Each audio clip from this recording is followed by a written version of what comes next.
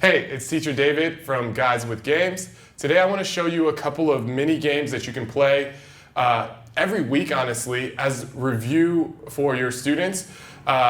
It's kind of a little bit of review, spelling and vocabulary. So what I do is I'll have all of my students, they'll have their books out, and I'll have them turn to a page that we've already done in the book. And usually throughout the book, we highlight a lot of the more difficult words, the new words, the words that are difficult to pronounce, or the vocabulary that they should know at that level. And I will spell a word out loud. So for example, this one's a really easy one, but let's say A-P-P-L-E. So I'm spelling out the word apple. The students get it immediately. But I tell them, listen, I'm gonna spell words forward, but also backwards. So you really have to have your ticker switched on. Is this the ticker or is this the ticker? This is the ticker. You really just gotta have your head switched on some kind of way. Be turned all the way on. So I'll say E-L-P-P-A. And the students are like, yeah, still, apple is the word that you're trying to get us to say. So each time a student says the word correctly, I will give their team a star.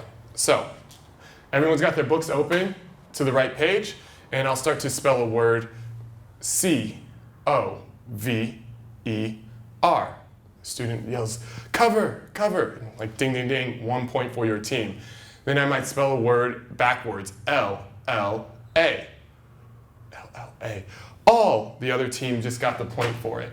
So it's a good way to practice, and you can do this in the middle of class at any point in time. You can do this at the end of class with their vocabulary list. It doesn't necessarily have to be with their reader. And you can add extra points and extra English practice by having them tell you the definition or the translation into their own language, anything like that. So that game is the spelling game. I also like to teach my students rhymes because I'm all into hip hop. I'm just kidding now. I just like to teach them rhymes.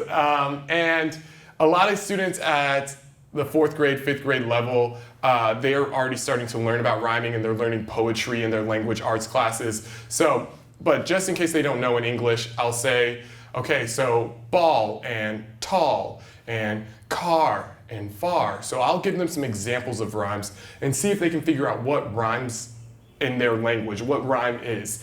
And so once they understand what is a rhyme, then again, have them open up to a page that they've already done in their book, and maybe I'll already have some words listed out that I want to rhyme, but usually I come up with them on the spot, and I'll say a word that rhymes with the word that I want them to say. So I say fellow, and someone says mellow, and ding, ding, ding, their team gets a point for making the rhyme and the connection. So those are a couple mini games you can play in your class during your reading time or at the end of class if they have a vocabulary list.